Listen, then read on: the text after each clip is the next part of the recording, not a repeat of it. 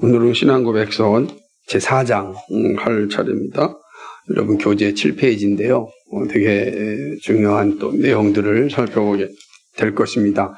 오늘날 다양한 모습의 교회들을 볼 때 도대체 이런 건 어디서 올까라고 하는 것을 보게 될 것이고, 또 목사님들이 입는 옷의 모습도, 그리고 교회 스테인 글라스에 이제 그려져 있는 그림들도 도대체 이건 언제부터 시작되었을까?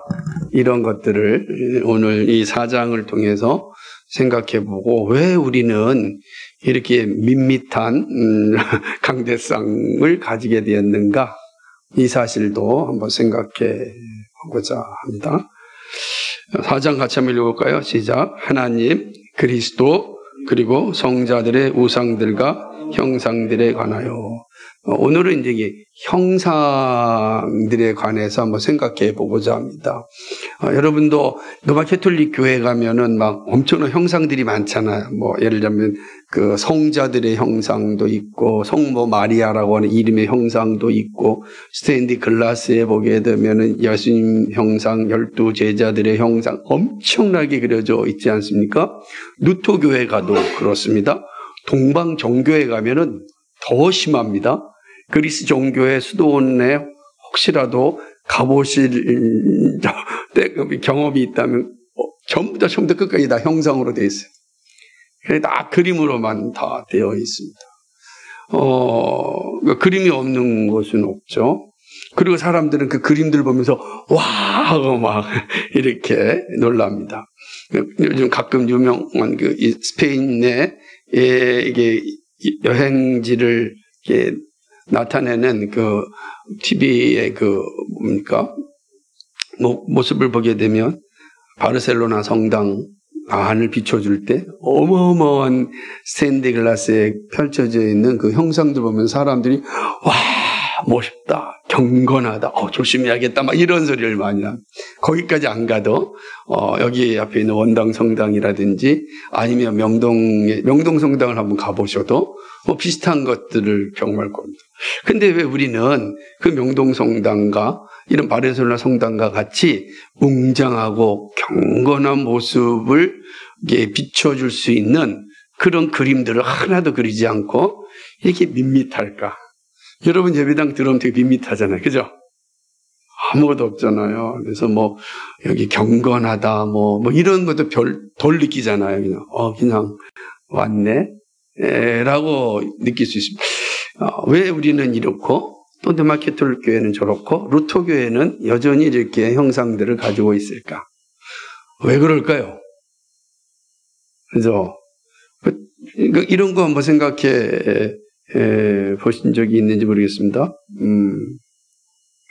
그러니까 우리는 이제 그냥 우리 교회가 밋밋한 모습으로 있는 게 이것이 그냥 어느 순간 우리의 기호에 따라 생긴 게 아니다. 매우 신학적인 고백이 담겨져 있고, 이 모습이 매우 신학적인 고백을 또 전하고 있다는 것을 이제 보게 됩니다. 그래서 개혁교회는 딱 세 가지면 있죠. 강대상, 옆에 성찬식, 여기 세례단. 이 세 개만 있는 겁니다.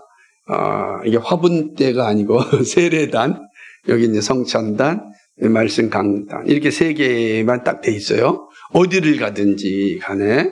그러나 캐톨릭을 가거나 루터 교회를 가거나 그리스 정교회를 간다든지 아니면 러시아 정교회를 간다든지 완전히 다릅니다. 화려하고 멋있게 돼 있다라고 하는 거죠. 그게 다 형상이거든요. 이 형상에 대해서 성경은 어떻게 말하고 있었고 믿음의 선배들은 어떻게 고백하고 있었는지를 우리가 아는 게 참 중요합니다. 왜냐하면 이 형상에 대한 논의는 기독교의 중요한 신학적 논의가 다 끝나고 난 뒤에 새롭게 나타나는 겁니다. 우리가 알고 삼일체 교리, 그리스도의 인성과 신성의 교리, 그러니까 예를 들자면 신론, 기독론, 성령론, 이 모든 것들이 결정이 되어져 있습니다. 되고 난 뒤에 성상 문제가 나타나는 겁니다. 역시 여러분 그 성령님을 표현할 때 보통 어떤 그림을 보십니까? 성령님을 표현할 때 여러분 보았던 그림이 있다면 성령이 임하신다 그럴 때 비둘기, 비둘기를요. 성령이 비둘기입니까? 근데 왜 비둘기로 했을까? 그죠? 이것도 이미 교회사 가운데 엄하게 정죄를 했습니다. 성령을 비둘기로 그려서는 안 된다. 이런 논의가 다 있었는데 여전히 그리고 있습니다. 왜 그릴까? 그죠? 예수님의 얼굴을 그리면 안 되는데 여전히 예수님의 얼굴을 그리고 있습니다. 그러니까 이런 것들은 도대체 어떻게 생겨난 것일까? 오늘 공부를 해보겠습니다. 우선 같이 한번 읽어볼까요? 시작. 하나님은 영으로서 본질상 가시적이 아니요 광대불변하시기 때문에 예술이나 형상에 의하여 표현될 수 없다. 이러한 이유에서 우리는 하나님에 대한 모든 형상들은 허상에 지나지 않는다고 하는 사실을 성경과 더불어 거침없이 말할 수 있다. 그러므로 우리는 이방인들의 우상들뿐만 아니라 그리스도인들의 형상들까지 배격한다. 그러니까 그리스도인들이 가지고 있는 형상들이 그것이 어떠한 것이든지 간에 전부 다 배격하는 것입니다. 그러니까 이방인들의 우상 숭배는 만연되어 있었습니다. 그래서 신들을 다 그 형상으로 만들어서 경배를 했어요. 그런데 이건 당연히 배격한 겁니다. 그런데 문제는 교회 안에서도 이 형상을 만든 겁니다. 그거 왜 만들었을까? 왜 갑자기 이걸 만들었을까? 라고 하는 거죠. 그거는 이제 8세기경에 6, 7세기에 생겨난 일인데, 처음에 이제 복음이 증거되어져서 1세기에 이제 복음이 다 증거되어지고 2세기, 3세기에 이제 기독교가 공인이 되어지는 상황, 313년이잖아요, 도마.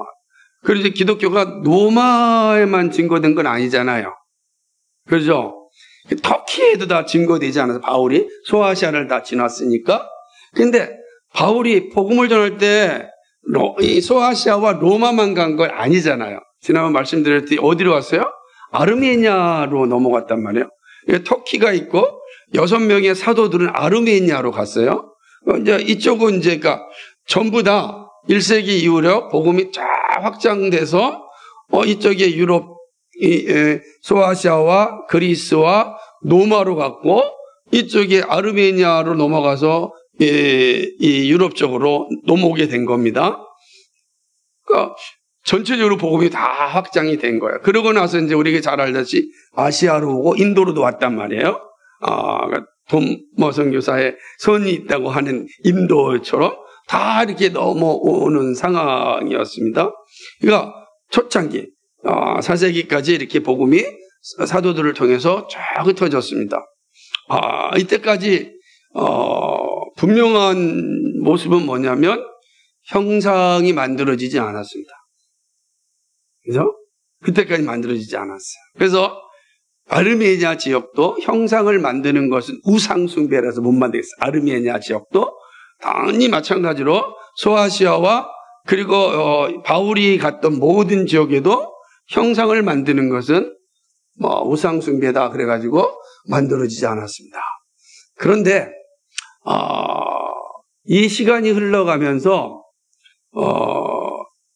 4세기를 지나고 5세기를 넘어가면서 이제 변화가 일어나기 시작합니다. 복음이 많이 확장되어지면서 어떤 변화가 일어나게 되냐면 점점점 믿는 사람들이 하나님에 대한 형상을 그리기 시작합니다. 그리스도에 대한 형상을 그리기 시작합니다. 이유가 있어요. 첫 번째 뭐냐면 글을 모르는 사람들. 글을 모르는 사람들이 생긴 거예요. 근데 글을 모르는 사람들에게 복음을 전하려니 말보다는 뭐예요? 그림이 좋은 거예요. 오늘 우리가 제사장의 의복 막 이렇게 얘기하는 것보다도 그림 탁 보니까 알잖아요? 그러니까, 글을 모르는 사람들한테 역시 그림이 효과가 있다라고 하는 것입니다. 그리고 또 하나는 뭐냐면, 예수님이 성육신 하셨으니까, 그죠? 예수님 성육신 사람의 몸으로 입고 오셨으니까, 얼마든지 사람의 그림은 그릴 수가 있다. 라고 하는 겁니다. 또 그림을 그려놓으니까 뭐가 생기냐면 경건한 마음이 생기고 더 신앙이 깊어진다. 효과가 있는 거예요.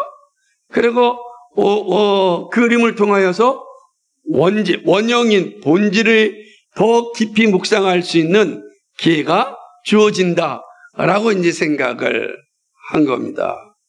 이러니까 이제 그림을 이제 그리게 되는 거죠. 그림을 그려서 또 걸어 놓으니까 좋은 거예요. 사세기에는 우리가 이 뒤에 보게 되면 이제 에피파니우스라는 분은 이 아르메니아 지역에 이런 어떤 교회 앞에다가 형상 같은 거를, 그림 같은 걸 그려놓은 것을 보고 사실은 고발을 하고 그걸 이제 아르메니아 지역에 그렇고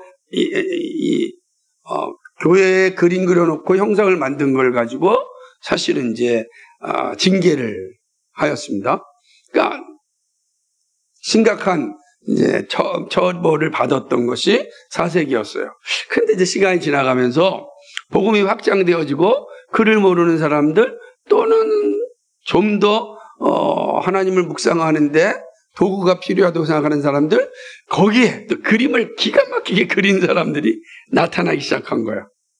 그림을 멋지게 그리니까 와, 또 되게 감동이 오는 거죠. 자연스럽게 형성이 되는 겁니다. 그러면서 여기에 갑바도기아 세 신학자들의 이 그림 그리는 것에 대해서 숭배는 안 되지만 그림 자체는 우리가 인정할 수 있다라고 해버린 겁니다. 그래서 실제로 갑바도기아에 가게 되면 대바실이 묵었던 수도원 안에 들어가면 거기는 이제 이게 예전에 제가 그 그림을 한번 보여준 적이 있을 텐데 전부 다 석회암으로 되어서 다 파면은 다 동굴이 되는 거예요. 동굴 안에 들어가면 전부 다 그림 그려져 있어요. 전부 다 뭐 예수님의 일대기도 그림 그려져 있고 복음의 내용들 다 그림으로만 다 그려져 있는 거예요. 왜냐면 그러면서 이제 이분들도 그런 어떠한 모습에 대해서 사실은 그림들을 이제 인정하게 된 것입니다. 그러니까 뭐 우상숭배는 안 되지만 그림이 우리에게 교훈적인 가치는 있다라고 이제 이야기를 하게 되는 것입니다. 그리고 그림을 보므로 내가 하나님을 바르게 섬기고 있는가 하는 걸 또 생각할 수 있는 유익도 된다라고 이제 이야기하는 것이죠. 그러니까 배우지 못한 사람들에게 그림의 가치는 매우 중요하니까 우리가 그림을 우상숭배로 여겼던 지난 시간에 대해서 우리는 부정하고 그림을 그리자. 이때부터가 이제 뭐냐면 로마 캐톨릭과 또 이제 융성할 시기고 또 이제 아르메니아 기독교가 융성할 시기가 온 겁니다. 이 시기가.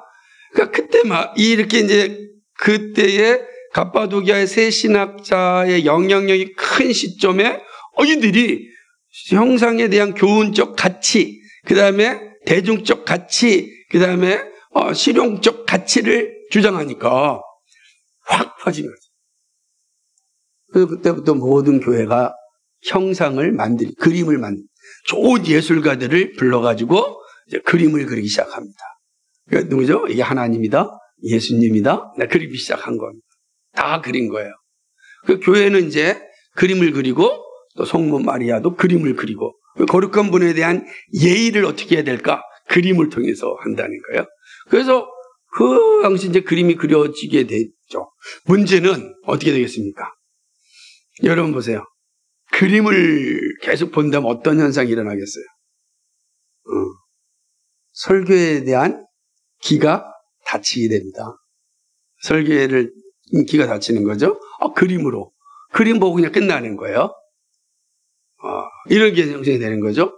더 문제는 뭐가 되겠어요? 그 그림을 확인할 수가 없잖아요.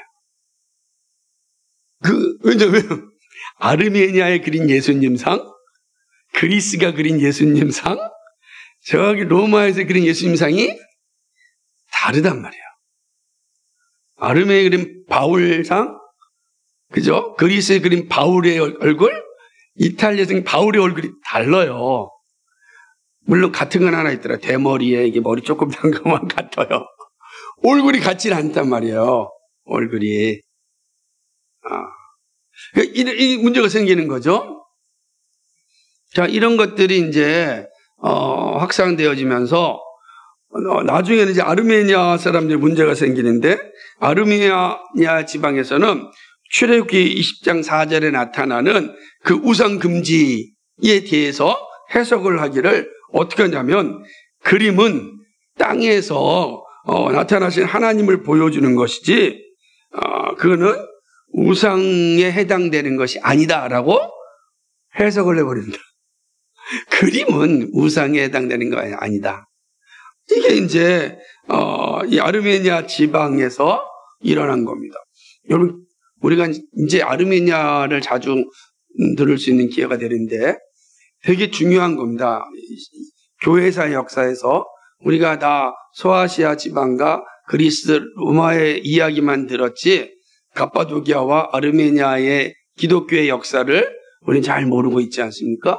그런데 사실은 시작의 원점으로 돌아가면 복음이 증거되면서 양쪽으로 터졌기 때문에 이쪽만 봤던 우리가 이쪽의 역사를 이해하는 게 중요합니다. 아르메니아 지역에서 출애굽기 20장 4절에서 그림을 우상 숭배가 아니다라고 선언한 겁니다. 그것이 이제 갑바도기아 신학자들과 함께 소아시아로 왔고, 이것이 콘스탄티노플 그 회의에서 승인을 받게 됩니다. 공의에서 이 자체가 승인을 받게 되는 거죠. 그래서 787년 니케아 공의에서 정통적인 성상론이 인정이 받습니다. 이제 이렇게 논의되던 것이 787년 공의에선 이제 인정을 받게 된 겁니다. 그래서 공의회가 인정을 했으면 이제 끝난 거죠. 그죠? 공의회가 이제 성상 그림을 우리는 우상숭배가 아니다. 이 영향을 가장 준 거는 아르메니아 교회였고 갑바도기아 신학자들이었어요. 경계선에 있었던 사람들이니까. 그리고 그것이 바로 이제 니케아는 어디냐면은 지금의 소피아, 저기 어디죠? 터키, 트리키예죠. 트리키예란 말이에요. 트리키 지역에서 이 공의에서 이것이 확정이 됩니다. 이야, 그러니까 이제 8세기부터는 이제 자연스럽게 이제 성상 숭배가 만연되어집니다. 그러니까 이제 그럼 뭐가 되겠어요? 이제 우리 다 뭘 갖고 다녀요? 십자가도 걸고 다니고 묵지도 갖고 다니고 형상을 다 갖고 다니고, 그리고 어디만 있습니까? 필리핀 같은 데 가면은 그 찌뿌니 같은 차에 전부 다 그냥 그림을 다 그려놓고 부족화가 되는 거예요.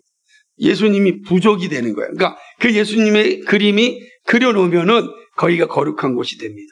예수님의 그림이라고 하는 것에서 기도합니다. 그 밑에서 기도하는 거예요. 왜? 그거를 인정했으니까. 예수님이니까. 여러분 생각해 보세요. 제가 늘 얘기하지만 우리 예지 자매가 있는데 기도하는 것이 더 은혜롭겠어요? 강대상에서 기도하는 게 더 은혜롭겠어요? 똑같습니다. 그런데 불구하고 우리는 생각할 때 여기 오면은 뭐 더 은혜롭고 저기는 덜 은혜롭고 이렇게 생각하는 게 뭐예요? 그게 형상론이랍니다. 그러니까 그 형상 밑에서 기도하면 직접 교통이 있을 것 같고 없으면 아닌 것 같아요. 그러니까 교회마다 뭘 해놨어요? 스탠디 글라스에 예수님 형상을 다 만든 거예요. 막 웅장하고 어디를 가든지 예수님 보는 거죠. 그림을 그러니까 그림이 없으면 예수님이 없습니까? 그러지 않아요?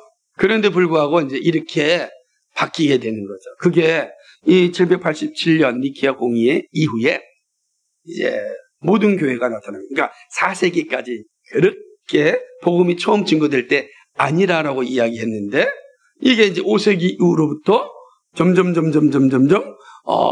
변화가 이루어지고 특별히 실용적이고 대중적인 이 욕구를 받아들이고, 궁극적으로는 아르메니아 교회가 처음에는 그렇게 반대했다가 나중에는 변질이 됩니다.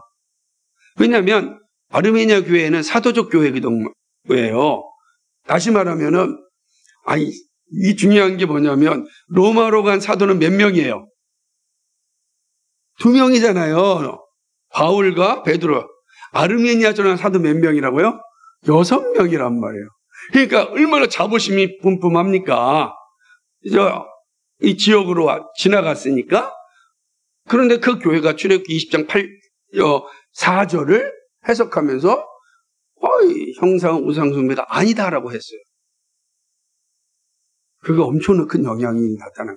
그거를 받아서 갑바도기아 신학자들 왜 중요하냐면 이 말씀드렸듯이 삼위일체 교리를 확정하는 데 가장 큰 영향을 미친 사람들이 데바실, 니사이 그리고리오스라고 하는 사람들이란 말입니다. 또 한 분이 누구죠? 나지안누스의 그리고리오스라는 이 세 사람이 가장 큰 영향을 미쳤는데 그들이 성상에 대해서 긍정적인 말을 하는 거예요. 그러니까 이제 확장되게 많은 것이죠. 그러니까 이제는 이 형상에 대해서 어떻게 결정을 하게 되면 이렇게 되는 것입니다. 성인들의 그림까지 그리게 되고 덕의 모범을 눈앞에 제시해 준다라고 이야기하는 것이죠. 이런 모습들은 이제 성상신학이라 그래가지고 다 만들어내게 되는 것입니다. 그러니까 성육신을 그리스도의 그림으로 정당화시킵니다.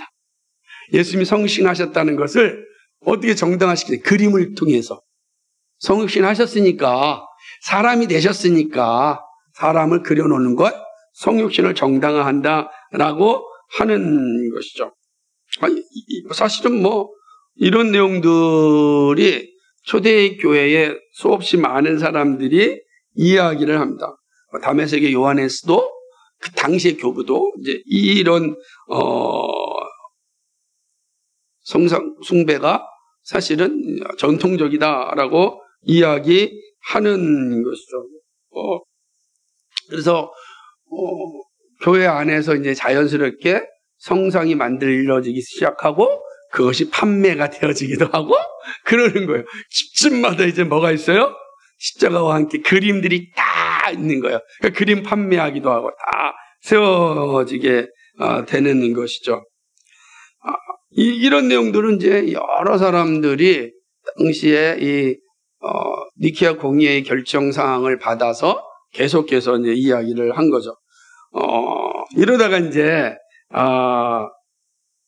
제7차 이제 에큐메니칼 공의회가 787년에 또 이제 열리게 되어지면서 이때 이제 문제가 생기게 됩니다. 여기서는 이제 성상 숭배에 대해서 이제 반대하는 그러한 결과를 이제 이루게 되는 거죠. 제가 아까 754년 차이가 있었군요. 그래서 결국은 나중에 이 형상 숭배에 대한 논의가 완연되게 일어나게 되는 것입니다. 그래서 제가 아까 이 시간이 좀 잘못됐는데 맞습니다.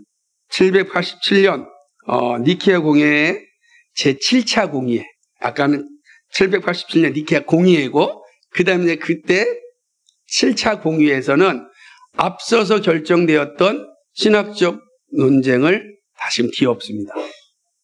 그러면서 이거는 성경적으로 합당하지 않다라고 이제 결론을 다시금 회복시켜 주는 것입니다.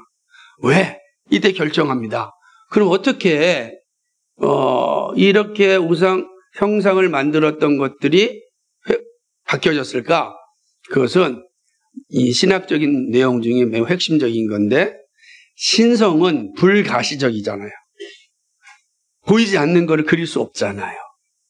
그 문제는 뭐냐면 예수님이 성육신했으니까 성육신한 예수님 그릴 수 있다라고 논쟁을 했단 말이에요. 근데 문제는 예수님은 신성과 인성이잖아. 하나님이시자 사람이에요. 신성과 인성은 분리할 수가 없는 거예요.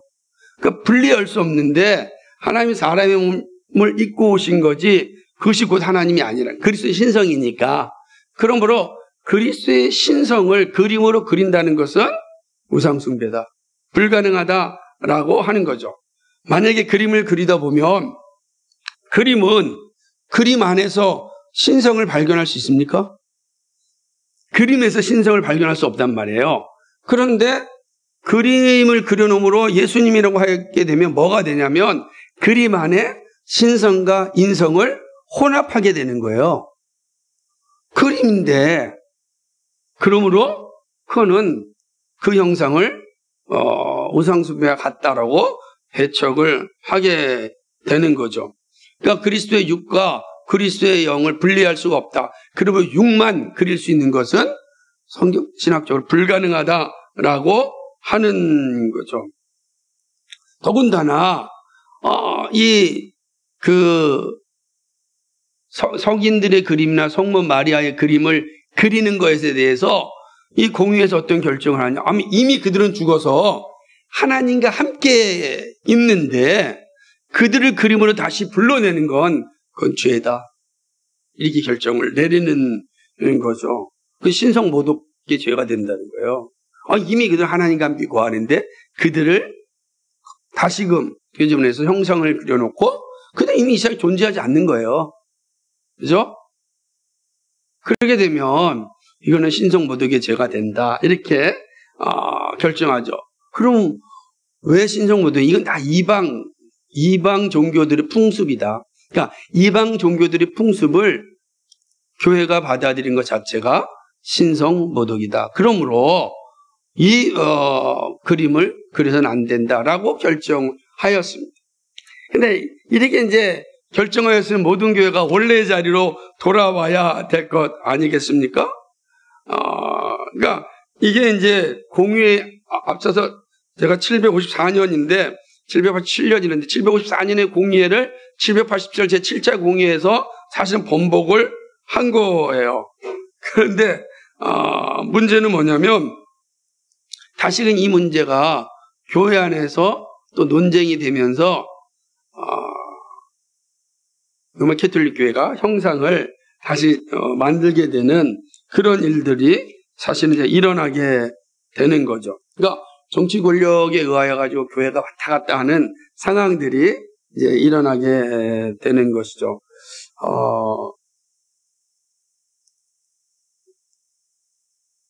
한 가지로 이제 본다면 이런 역사의 상황 속에서 다시금 이제 기독교가 정치와 결탁되면서 정치 권력이 기독교의 요구를 해서 반복해라. 그래가지고 당시에 여황제였던 누구냐면은 황제 이레네인데 이 이레네는 사실은 이제 여자 황제였습니다. 이 이레네의 결정에 따라서 다시금 이제 이 성상 숭배가 결정이 되어지는 거예요. 그래서 지금 이제 다시금 처음에 없었다가 다시금 생겼다가 없앴는데 또다시 정치적 권력을 인해서 또다시 교회가 번복을 해요. 그리고 지금까지 오게 된 거죠. 중세 천년은 이제 오게 됩니다. 중세 천년 동안은 로마 캐톨릭에 의해서 이레네 황제의 결정에 따라서 계속해서 성상 숭배가 이루어진 겁니다. 그러다가 이제 1517년 종교개혁이 일어나면서 종교개혁제 한 일이 뭡니까? 이 모든 것은 다 성경이 없는 거다. 그래서 성상 숭배를 다 폐지합니다. 폐지하고 어디로 돌아갑니까? 원래 초대교회로 돌아가야 된다. 초대교회는 형상을 다 반대했고 비성경적으로 선언했다. 이 나머지는 교회가 잘못 결정한 내용들이다. 성경이 없다. 하나님께서 우리에게 주신 두 가지밖에 없다. 예수님을 이해할 수 있는 두 가지인데 성찬 밖에 없다는 거죠. 물과 떡과 포도주 이거 외에는 나온 게 없다.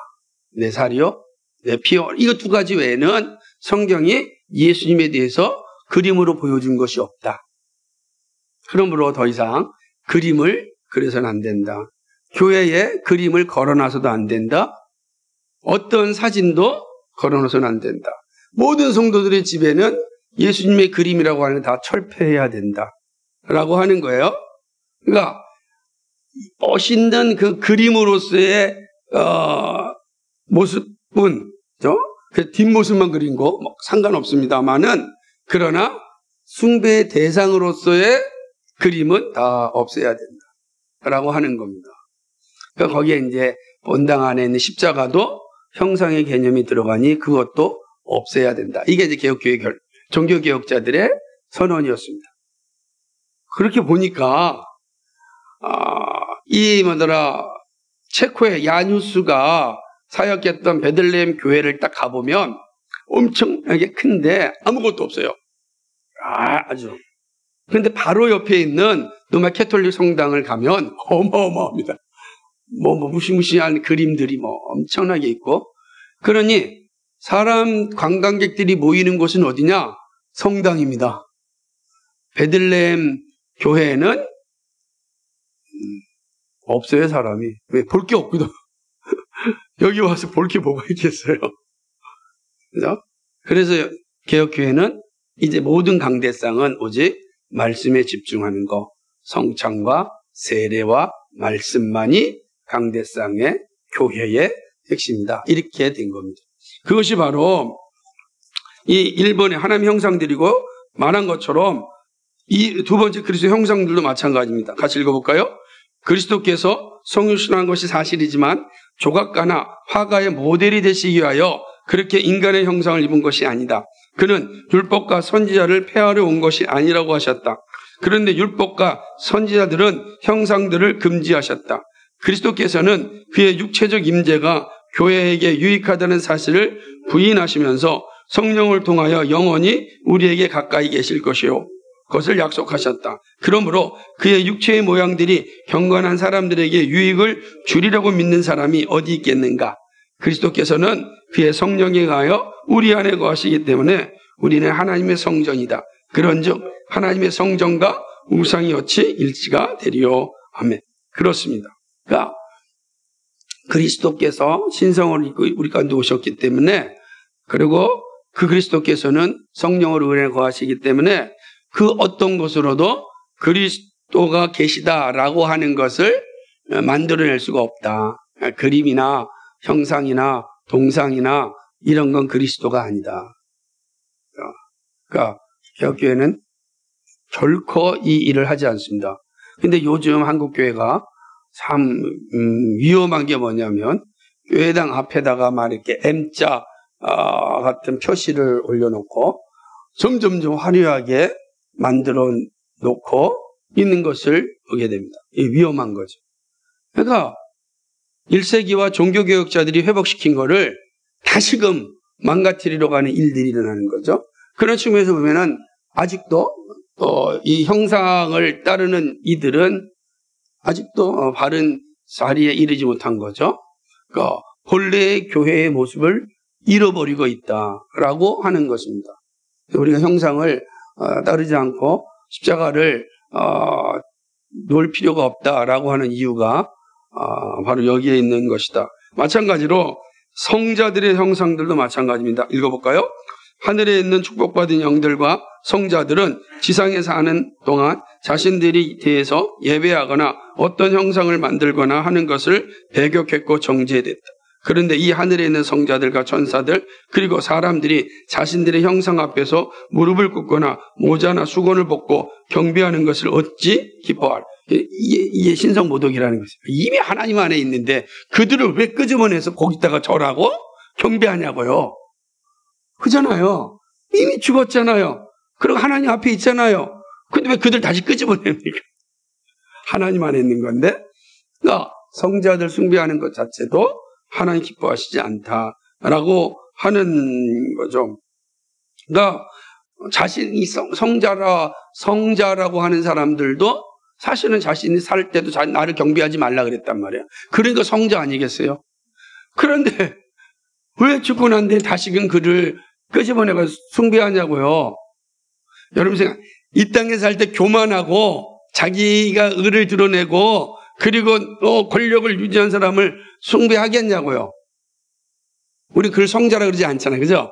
그들은 낮아진 자였고 가난한 자였고 절대로 나를 알려고 하지 말라라고 했던 자들이었는데 그들을 끄집어내서 숭배한다면 그들이 기뻐하겠냐고요. 더군다나 이미 하나님 품 안에 있는 분들을 끌어내는 건 신성모독과 같은 거죠. 하나님 품에 있는데 어떻게 우리가 끄집어내겠어요? 불가능하죠. 그런데도 그래서 성인들이다라고 이름 부르고 경배하는 것 자체 그들이 기뻐하지 않는다. 기뻐하지 않는 걸 왜 해요? 그러니까 우리는 그 짓 하지면 안 된다. 또 마찬가지로 그 다음 읽어볼까요? 시작. 사실 주님은 복음 설교를 명령하사 사람들에게 하나님에 관한 것과 이들의 구원에 관한 것을 생각나게 하며 종교를 교육하게 하셨다. 결코 주님께서는 그림을 그리거나 그림들을 수단으로 하여 평신도들을 가르치라고 명령하지 않으셨다. 뿐만 아니라 주님의 세례와 성만찬이라는 성을 개정하셨다. 그는 그 어디에서도 형상들을 만들어 세운 일이 없으시다. 딱 성례전 2개 외에는 없어요. 그리고 글을 모른다고 해서 그림으로 가르치란 말을 하지 않았어요. 그리고 중요한 것은 끊임없이 복음을 듣게 하셨어요. 설교를 듣게 하셨어요. 그래서 선교사들이 가면 한 일이 뭐예요? 그 나라 언어를 배워서 그들에게 복음을 전하는 거예요. 그리고 글이 없는 사람들에게 글을 가르쳐줬습니다. 만들어줬습니다. 그죠? 우리가 잘 알듯이 이쪽 헝가리, 그 다음에 러시아, 이쪽 지역은 다 무슨 문자입니까? 시릴 문자, 키릴 문자예요. 키릴이 누구세요? 선교사님이란 말이에요. 그죠?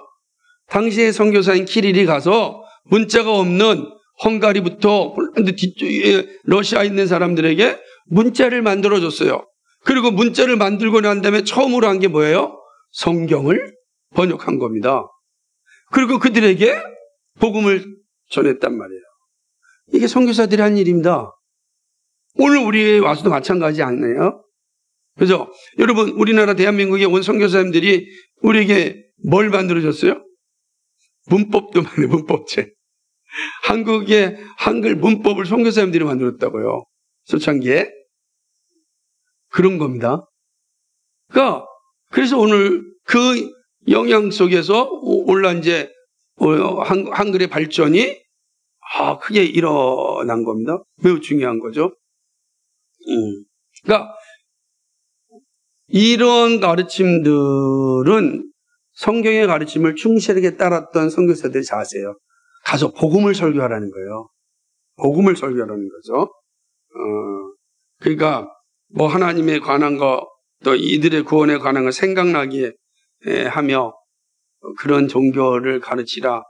이런 때 그림이나 이런 걸 통해서 행하는 것이 아니고 오직 말씀을 통해서 하라는 것이죠. 말씀을. 자, 이게 우리 중요합니다. 그래서 우리가 힘들어도 이렇게 말씀을 듣는 이유가 여기 있어요. 그래야지 우리 안에 말씀이 살아있어요. 왜 그렇죠? 말씀은 성령이 임하십니다. 그렇습니다. 마지막 읽어볼까요? 평신도 성경 시작. 우리가 어느 방향으로 눈을 돌리는 우리는 하나님이 살아있고 참된 피조물을 본다. 이 피조물들은 정당하게만 관찰한다면 사람의 손으로 만들어진 모든 형상들이나 허망되고 움직임이 없고 힘이 없고 죽은 그림들보다 더 피조물들이 보는 사람들에게 훨씬 더 생생한 인상을 줄 것이다. 이에 대하여 예언자는 눈이 있어도 보지 못한다 라고 하여. 여러분 생각해보세요. 이 모든 자연 자체가 하나님을 드러내잖아요. 그림이 무슨 그죠? 하나님 드러내는 게 아니고 생생하게 살아있는 이 자연 만물이 하나님을, 우주를 바라볼 때 광대하신 하나님을 드러낸다라고 하는 거죠. 그러니까 사람들이 하는 그림으로 하나님을 설명하지 말고 눈에 보이는 광대한 창조 세계를 보고 하나님을 찬양하는 것이 합당하다. 눈이 있으면 볼 수 있는 거예요. 죽은 그림에 있는 게 아니고. 그죠? 그러니까 그림으로 하나님을 만들면, 그림이 뭐예요? 그림이라는 건 하나님의 창조 세계의 아름다움을 드러내는 것 외에는 없는 거예요. 하나님의 형상이 돼서 안 돼요. 형상이 아니라는 거예요. 그래서 개혁자들은 우상 숭배에 해당되는 것 외에는 가장 아름다운 그림을 그릴 것을 요청했어요. 우리가 잘 아는 렘브란트 같은 화가들처럼 정말 멋있고 아름다운 그림을 그려.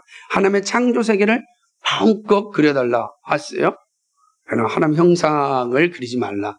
그렇게 한 겁니다. 또 마지막 읽겠습니다. 시작. 그러므로 우리는 고대 작가인 낙탄티우스의 다음 같은 판단을 인정한다. 즉 형상이 있는 곳에는 결코 종가 존재할 수 없다. 사실을 의심의 여지가 없다. 이런 에피파니우스 감독이 교회 문에서 그리고 혹은 성자 같은 그림이 그려져 있는 배조각을 발견하자 그것을 뜯어냈다. 이게 그렇습니다. 이것은 성경의 권위에 위배되기 때문에 옳은 행동이었다고 우리는 또한 주장한다. 이때 이래로 그는 참 종교에 어긋나는 그런 화폭들을 그리스도의 교회 안에 걸지 못하게 하였고 그리스도의 교회와 믿는 신도들에게 전혀 무가치한 그 문제의 형상들을 치워버리게 하였다.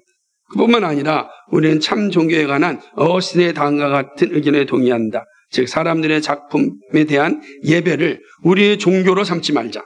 예술 작품보다 이것을 만든 예술가 자신들이 더 훌륭하지만 우리는 예술 작품도 예술가도 예배해서는 안 된다. 그렇습니다. 누구도 이 일을 해서는 안 된다. 아까 말했던 에피파니우스는 4세기에 활동했던 분이거든요.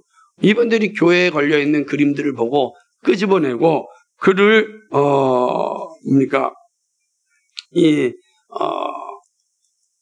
건징을 시행하였습니다. 그래서 교회가 건강하게 세워졌는데 그러나 또 교회가 타락해서 또 이런 일을 하는 것을 볼 때 얼마나 가슴이 아픈지 모릅니다. 이게 이제 4세기에 아나블라타 한 교회에서 일어난 일이에요. 에피파니우스가 그곳의 책임 목자인 예루살렘의 요하네스에게 책망하였고 그리고 그것은 성경에 위배되는 것이다 라고 찢어버렸어요. 에피파니우스의 내용이죠. 그래서 하나님은 신성이므로 상은 불가하다라고 해서 4세기에는 꽤 건강하였지만 그러나 5세기부터 다시 말하면 이제 콘스탄틴 대제 이후에 유럽 그리고 그 이후에 아르메니아 기독교가 타락을 하였습니다. 745년에 끔찍한 결정을 하였지만 다시 787년에 다시 회복되었고 그러나 또다시 이게 에레나에 의해서 또다시 전복되었고 지금까지 오게 되었고 1517년 종교개혁으로 다시금 회복하였습니다. 그러나 1517년 종교개혁을 받아들이지 않는 로마 캐톨릭은 여전히 이레나 황제 때 결정되었던 것을 유지하고 있는 겁니다. 이해가 되죠? 종교개혁을 받아들이는 데는 이걸 항하지 않지만 종교개혁을 받지 않는 로마 캐톨릭은 여전히 그 결정을 따라서 지금도 그리스도를 형상으로 만들고 성인들을 숭배하고 있다는 것입니다. 이게 얼마나 참 슬프고 아픈 일인지 모릅니다. 그래서 우리는 결코 그런 일에 동조하지 않아야 됩니다. 오늘 우리에게 주신 건 말씀과 성례전밖에 없습니다. 말씀과 성례전이 우리를 구원에 이르게 하고 참된 교회를 만들고 건강한 신앙을 만들게 된다. 그래서 이 사실을 잘 기억하고 어떠한 상황에도 우리는 이런 아무리 보기에 좋다고 해서 행해서는 안 되는 겁니다. 보기에 좋고 사람들을 유혹하는 데 좋다고 해서 결코 해서는 안 되는 것이 성경이 그걸 가르치지 않기 때문에 그렇습니다. 예, 여기까지입니다.